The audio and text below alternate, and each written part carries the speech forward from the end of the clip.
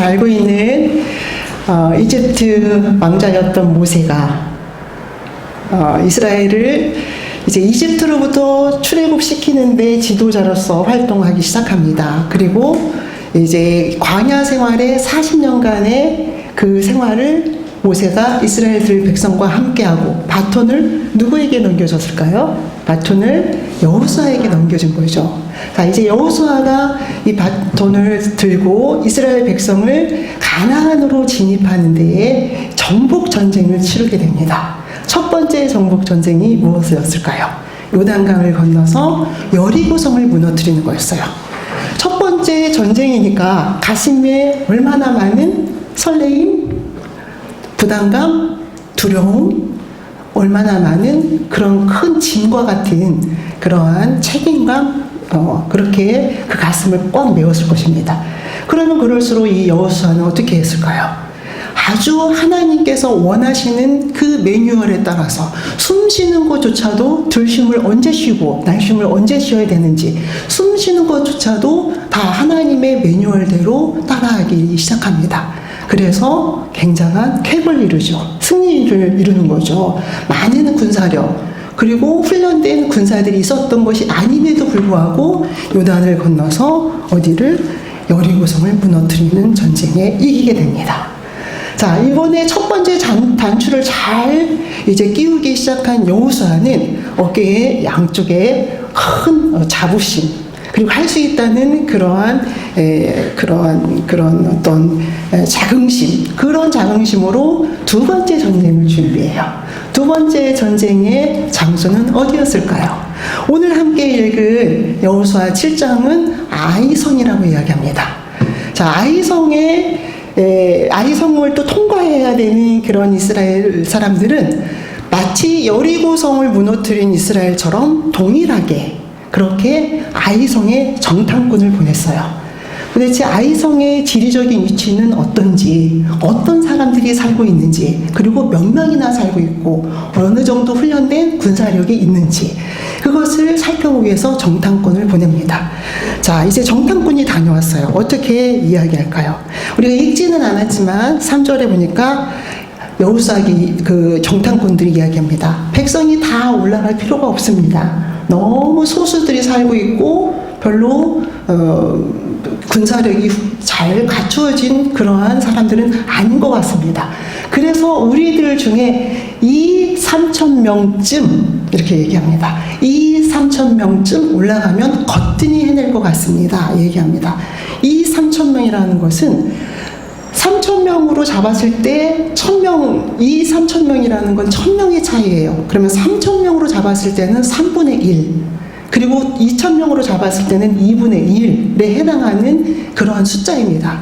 그러니까 2분의 1에 해당하거나 아니면 3분의 1에 해당하는 숫자를 빼고 넣고 할 정도로 그 싸움에 대해서 굉장히 작게 본 거예요. 별거 아니다. 뭐 1,000명이 있어도 그만이고 없어도 그만이고 이거는 우리가 이긴 싸움이다. 이렇게 얘기합니다. 그러니까 이스라엘의 사람들의 생각이 얼마나 안심이 됐겠어요. 그래, 그러면 넉넉 잡고 어림잡아 3,000명을 보내자. 그래서 3,000명을 보내게 됩니다. 싸움의 결과가 어떻게 되었을까요? 네, 이스라엘이 패하는, 아주 낭패하는 이스라엘 사람들이 희생당하는 그런 싸움의 결말을 맺게 됩니다. 사랑하는 성도 여러분, 다 이기는 싸움이라고 했는데 누구나도 인물을 모아서 3,000명쯤만 보내면 이기는 싸움이다. 이건 그냥 우리의 밥이다. 이렇게 얘기했는데 왜 실패를 했을까요? 그리고 실패한 이스라엘의 입장에서 그리고 또 이스라엘을 바라보는 우리 입장에서 아이성이 그런 곳이라면 아주 작은 곳이라면 뭐 별거 아니겠네 이렇게 생각할 수도 있을 것 같습니다. 그러나 아주 어마어마한 가나안 정복의 그 큰 정복 전쟁이 이 작은 아이성을 뚫지 못하면 진출할 수 없는 이 작은 아이성을 뚫지 못하면 이스라엘의 정복 전쟁이 지속될 수 없는 중요한 문제이기도 합니다. 우리가 살아가면서 얼마나 많은 작은 것, 별거 아닌 것, 소수에 불과한 것, 이거 아무 일도 안 일어날 거야. 이것 좀 소홀히 해도 우리에게는 아무런 문제가 되지 않을 거야. 이 정도쯤은, 이 소수 지역을 지나가는 것쯤은 뭐 아무런 문제가 되지 않을 거야. 이렇게 생각할 수도 있습니다. 여러분들은 어떻습니까? 여러분들의 삶은 어떻습니까? 한 번인데, 에이, 작은 것인데, 여러분들의 신앙은 어떻습니까? 1986년 1월 27일에 승무원 7명을 태우고 미국 우주 왕복선 챌린저호가 발사됩니다. 그런데 7명을 태우고 발사된 이 챌린저는 73초 만에 폭발하게 됩니다. 그 원인이 무엇이었을까요? 우주 왕복선, 우주에 도착하고 다시 돌아오는 왕복선, 그리고 기사들을, 승무원을 7명이나 태운 이 챌린저가 왜 73초 만에 폭발했을까요? 그 원인은 이 기구를 연결하는 작은 오링, 그러니까 오링이 별거 아니고 오자를 나타내는 동그란 링, 고무링, 그것 때문이라고 합니다. 너무나 추웠기 때문에 이 링이, 너무 큰 추위에 링이 얼어서 기계와 기계를 연결하는 그 부분에 오링이 채워져 있는데, 이게 활동을 못하면, 이 오링이 제 역할을 못하면 연결이 잘 안 되기 때문에 문제가 발생할 수 있습니다. 기체가 들어갈 수 있고 그런 문제가 발생을 할 수 있기 때문에 이 전문가는, 이 오링을 만든 전문가는 발사하면 안 된다고 했어요. 근데 나사 측에서 별거 아니라고 생각한 거죠. 이 작은 것 하나, 이게 그렇게 큰 영향을 미칠까? 이렇게 생각한 거죠. 그리고 발사를 결정합니다. 어떻게 되었을까요? 펑! 73초 만에 폭발하고 맙니다. 물론 이 오링을 만든 이 전문가는 그래서 이 발사 이후에 자기가 책임 있는 건 아니었어요. 왜냐하면 국부 말렸거든요. 그런데도 30년 동안 그런 우울증과 죄책감 속에서 시달리는 삶을 살았다는 이야기를 들을 수 있습니다. 우리는 그렇게 작은 것, 별거 아닌 것처럼 보이는 것, 그리고 한 번쯤은, 에이, 한 번쯤은 괜찮지, 한 번쯤은 뭐, 이렇게 이해를 할 수도 있을 것 같습니다. 그런데 그렇게 작은 것, 별거 아닌 것처럼 보이는 그것이 바로 오늘 이스라엘 백성이 아무것도 아닌 것처럼 보이는 아이성을 들어가는데 실패하고 맙니다. 아이성을 들어가지 못한다면 가나안 자체 입성이 불가능한데 그것을 별거 아닌 것처럼 여긴 거죠. 우리는 이 이스라엘의 모습을 보면서 우리의 신앙을, 우리의 삶의 모습을 돌이켜봅니다. 별거 아닌데 그렇게 출발한 것이 우리는 얼마나 많은 것들을, 얼마나 중요한 것들을 잃곤 했습니까? 뭐 한 번쯤 드리는 예배인데, 한 번쯤 내가 그냥 한 번쯤, 죄송합니다. 자연스럽게 나오는 거 보니까 저를 또 뭐 착복의 달인 이렇게 보시면 안 됩니다. 한 번쯤, 뭐 이거 별거 아닐 것 같은데, 그래서 어려움 당하는 우리 주변의 뉴스를 통해서 경험하게 되는 얼마나 많은 사건들이 있습니까? 우리에게 오늘 이 말씀이 전하고 싶은 얘기가 무엇일까요? 다른 사람은 다 그렇게 이야기해도 한 번쯤 별거 아닌데, 작은 건데 이렇게 이야기할지라도 하나님의 백성이라면, 그리고 하나님의 일을 이루기 위해서 선 백성이라면, 그리고 그 하나님이 당부하신 것을 하기 위해서 아이성 앞에 섰다면 우리는 그 작은 것조차도 잘 들여다볼 수 있어야 된다는 것을 이야기합니다. 그렇다면 이 아이성의 사건의 실패의 팩트 속에 정말 어떤 정말 중요한 일이 들어있을까요? 우리가 지금 아이성의 이 실패의 사건을 보고 이런 이야기를 할 수 있는 것처럼 정말 당사자였던 이스라엘 백성과 모세는 생각하게 됩니다. 왜 우리가 실패했을까요? 그래서 7절에 보니까 이렇게 이야기합니다. 이르되 슬프도소이다. 주 여호와여 어찌하여 이 백성을 인도하여 요단을 건너게 하시고, 요단을 건넜고 여리고성을 무너뜨렸는데 왜 하찮은 아무리 족속의 손에 우리를 넘기십니까? 이렇게 7절에서 모세는 이야기합니다. 왜 우리를 아무리 손에 넘겨서 멸망시키려고 합니까? 차라리 우리가 그냥 요단 저 건너편에 있었으면 좋았을 것입니다. 이렇게 시작된 모세의 이야기는 계속됩니다. 주여, 8절에 이렇게 이야기합니다. 이스라엘이 그의 원수들 앞에서 돌아섰으니 내가 무슨 말을 하오리까? 그리고 얘기합니다. 주의 크신 이름을 위하여 어떻게 하면 좋겠습니까? 주의 크신 이름을 위하여 어떻게 이런 일이 벌어집니까? 자, 이 얘기는 어떤 얘기일까요? 우리가 왜 아이성에서 실패했을까요? 원인이 무엇일까요? 그게 아닙니다. 무슨 얘기예요? 쪽팔려 죽겠습니다. 아무것도 아닌 이 아이성, 이 사람들한테 실패하게 하다니요. 너무 창피합니다. 나도 창피한 것은 사실인데 하나님은 얼마나 더 하나님의 이름이 얼마나 땅에 떨어졌습니까? 하나님은 얼마나 창피한 일입니까? 이렇게 모세가 이스라엘 백성들과 이야기하기 시작합니다. 모세의 이 모습 어디서 많이 본 것 같지 않습니까? 익숙한 모습 아니에요, 여러분? 아이, 목사님 무슨 소리. 다른 사람은 그래도 저는 안 그랬죠. 이렇게 얘기하실 수 있습니까? 저는 이 모습을 보면서 어디서 많이 본 모습이다. 실패했을 때, 무언가 잘못했을 때 우리는 왜 실패했는가? 어떻게 두 번째 출발을 해야 하는가라고 생각하기 이전에 정말 너무 창피하고 쪽팔리고, 그런데 하나님은 왜 이렇도록 나를 버려두셨는가? 하나님의 명예가 훼손되고 있는데 하나님은 뭐 하시는가? 이렇게 묻는다는 거죠. 그러면 이 지금 모세의 마음이 정말 하나님의 이름을 더럽히는 것 같아서, 하나님의 이름이 땅에 치닫는 것 같아서 하나님을 생각한 마음으로 한 이야기처럼 들립니까? 여러분, 우리가 살아가시면서 실패했을 때 정말 하나님 창피하시잖아요. 이렇게 얘기할 때 정말 하나님의 창피함을 위해서 우리가 고백한 겁니까? 물론 그런 분도 계시지만, 물론 그런 때도 있었지만, 어디서 많이 본 모습이에요. 아주 익숙한 모습이에요. 우리 모습이라는 거죠.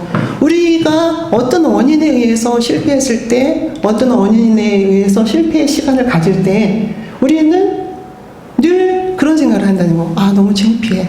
쪽팔려. 그리고 하나님을 믿는 나는 내가 하나님의 이름을 더럽힌 걸까? 여러분, 걱정하지 마세요. 하늘에 지으신 별을 보라. 땅에 펼쳐진 놀라운 자연을 보라. 그것이 하나님을 노래하고 하나님의 명예를 이야기하는데, 여러분들의 삶으로, 여러분들의 실패로 하나님의 명예가 땅에 떨어지는 것이 결코 아닙니다. 그런데 여기 속이 보인다는 거죠. 그렇습니다. 우리의 수고가 너무 진지하고 너무나도 정말 찬란한 삶인데, 우리의 수고가 누군가에게 보여주기식 수고입니까? 우리의 수고의 열매가 누군가에게 보여주기 위한 수고의 열매냐는 거예요. 그렇습니까, 여러분? 그러게 아니라는 것을 얘기해요. 우리의 수고와 우리의 땀방울은 정말 우리의 소중한 삶이지, 내가 무언가 폼나는 모습으로, 이 속은 어떨지 모르지만 내 속이 뭉그러지고 내 생각이 너무 지치고 그런 상황은 무관하게 그냥 겉으로 보이는 그 결과만 승리하고 또 성공하고 폼나고 이런 모습을 보여주기를 원하는 거냐는 거죠. 이런 사람은 이런 사람은 결코 아이성을 무너뜨릴 수 없어요. 그리고 가나안에 들어갈 자격이 없다는 거죠. 오늘 성서는 이야기합니다. 니네 모습을 돌이켜봐라. 정말 가나안에 들어갈 수 있는 자격을 갖췄느냐. 마치 누군가에게 보여주기식 그거에 지금 몰입해 있느냐, 이 겉모습. 사실 명예라는 거, 누군가가 인정해주고 박수 칠 수 있는 그 모습, 그리고 진실한 박수를 받을 수 있는 그 모습은 보여주기 위한 게 아니라 속이 꽉 차고 속이 건강하고 속에서 무엇인가를 해내면 자동적으로 겉은 빛나게 되어 있고 밖은 자동적으로 빛나게 되어 있다는 거죠. 그것에 집중해야 하는데, 모세를 보십시오. 모세가 실패했음에도 불구하고 하는 것이 이런 얘기를 하고 있다는 거죠. 그런데 그 모습이 너무나도 많이 본 모습. 때로는 우리는 그렇습니다. 왜 실패의 원인을 찾을 수 없을 때도 있어요. 이것만큼은 마땅히 하나님이 해주셨어야 되는데 어떻게 이게 이루어지지 않았지? 그럴 때조차도 우리는 그분과 함께 진정한 씨름을 할 수 있고, 왜 무엇이 문제인가를 물을 수 있어야 된다는 거죠. 보여주기식이 아니라.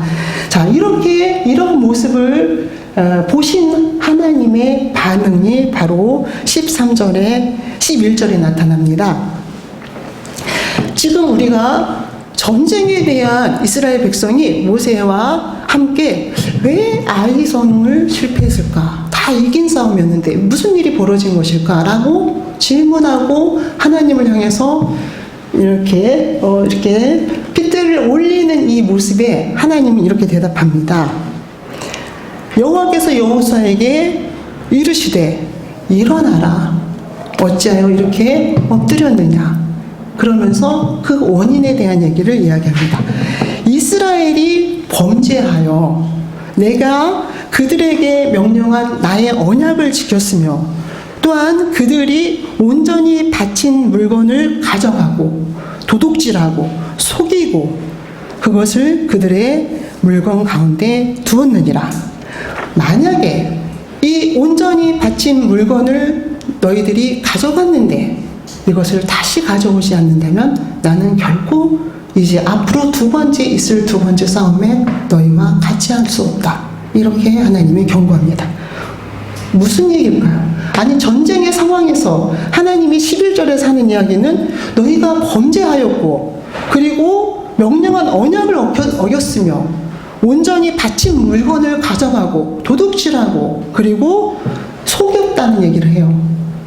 전쟁 얘기에 느닷없는 그런 얘기를 합니다. 그리고 온전히 바쳤다는 얘기는 무엇일까? 자, 이 11절을 한 구절로 한마디로 이야기하면 너희들이 내 것을 가져갔다예요. 너희들이 하나님의 것을 가져갔다. 무슨 얘기일까? 온전히 바쳤다는 말을 히브리어로 헤렘이라고 합니다. 여러분들이 교회 안에서 좀 어려운 얘기지만 헤렘이라는 말은 잘 들어봤잖아요. 그 헤렘이라는 말은 뭐냐면 하나님의 것이에요. 하나님에게 온전히 바친 물건이에요. 전쟁에서 승리했을 때 전쟁의 전리품들이 많이 생기잖아요. 근데 그 전리품을 어떻게 합니까, 여러분? 뭐 제일 공이 많은 사람에게서부터 이렇게 병사에 이르기까지 나눠 가질 수 있겠죠. 그런데 전리품에서 하나님의 것으로 딱 정한 게 있어요. 이것은 손대지 마. 이것은 내 거야. 한 것을 헤렘이라고 해요. 그리고 우리말로 번역한 게 온전히 바쳐졌다. 자, 히브리어를 뭐라고 한다고요? 헤렘. 헤렘을 헤렘되게. 하나님의 것은 하나님의 것으로. 하나님의 것을 내 것으로 착복한 사람이 있었던 거예요. 그렇기 때문에 이 전쟁에서 실패했다는 것을 하나님이 얘기해 줍니다. 그래요. 사실 여호수아 7장은 아이성을 정복하는 이야기인데 그 7장이 어떻게 시작하냐면 1절에 보니까 이렇게 시작해요. 이스라엘 자손들이 온전히 바친 물건으로 말미암아 범죄하였으니 이렇게 1절이 시작해요. 2절에 보니까 여호수아가 여리고에서 사람들을 베델 동쪽 베다운 곁으로 땅을 정복하기 위해서 정탐꾼을 보냈다 이야기합니다. 지금 큰 사건은 아이성을 정복하기 위해서 정탐꾼을 보내는 사건이 전체적으로 차지하는데 1절이 전혀 다른 내용으로 시작한다는 거죠. 그 내용이 뭐냐면 이스라엘 자손 중에 온전히 바친 물건으로 말미암아 범죄하였다. 이스라엘 자손 중에 헤렘으로 인해서 범죄했다. 이스라엘 자손 중에 하나님의 것을 훔친 자가 있었다. 이거예요. 그렇습니다. 전쟁의 정말 실패의 원인은 이스라엘 민족이 정탐꾼을 보내고 또 준비하는 그런 과정에서 넘어서서 이미 진 싸움이었다는 거죠. 아이성? 별거 아니네? 뭐 군사력도 별 번번치 않네? 이건 이긴 싸움이야. 이렇게 이스라엘은 시작했습니다. 그런데 그 싸움은 사실 지는 싸움이었어요. 원래부터 지게 되어 있었던 싸움이라는 거죠. 그 원인은 무엇이었느냐? 헤렘을 헤렘되지 못하게 했다는 거죠. 하나님의 것을 하나님의 것이 되지 못하게 했기 때문에 이 싸움은 지는 싸움이었다는 것을 성서가 이야기합니다. 하나님의 것이 되지 못하게 한다는 것은 무엇일까요?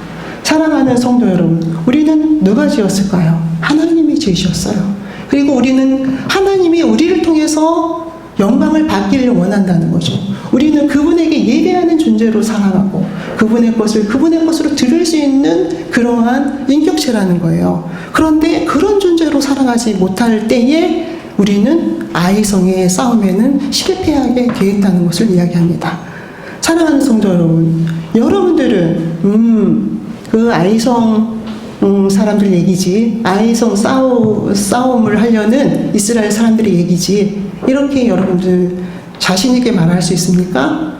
그렇다면 감사한 일이죠. 우리는 우리의 삶 속에서 늘 내가 내 시간이라고 하나님께 드려져야 되는 시간인데, 그 시간을 하나님 거 되지 못하게, 헬렘되지 못하게, 나에게 주신 물질 하나님의 것인데 그것을 하나님의 것이 되지 못하게, 내 삶, 내 생명, 우리에게 전적으로 맡기고 자유의지를 주셨지만 그 부분에서 하나님은 원하세요. 당신의 것은 당신의 것으로. 왜 그럴까요? 그분은 우리랑 교제하기를 원한다는 거죠. 우리를 신적인 존재로 세우기를 원해요. 그렇다면 교제가 있어야 가능하잖아요. 어떻게 우리가 누군가를 보지도 않고 사이보그처럼 사랑할 수 있습니까? 만져보지 않고 그 사람을 사랑할 수 있습니까? 아니라는 거예요. 하나님은 그렇게 그 하나님의 것을 하나님의 것으로 드리는 우리의 모습을 통해서, 하나님을 하나님 되는 것을 인정하는 것을 통해서 우리와 교제하고 우리를 지키고 우리가 아이성에서 성공하기를, 그 아이성을 정복하기를 원한다는 거예요. 그런데 우리 눈이 어디가 있습니까? 우리 눈은 간혹 흔들리죠. 초점을 잃고. 다 갖고 싶고, 자, 또 갖고 싶고, 하나님 주기가 너무 아깝고, 그렇죠. 오늘 그렇다면 이제 이 문제를 어떻게 이스라엘 백성들은 해결해 나갈까요? 하나님께서 얘기합니다. 너희 중에 나의 것을 훔친 자, 속인 자가 있다. 그래서 이제 그 문제를 해결하기 위해서 14절에 보이니까 지파대로 다 모였어요.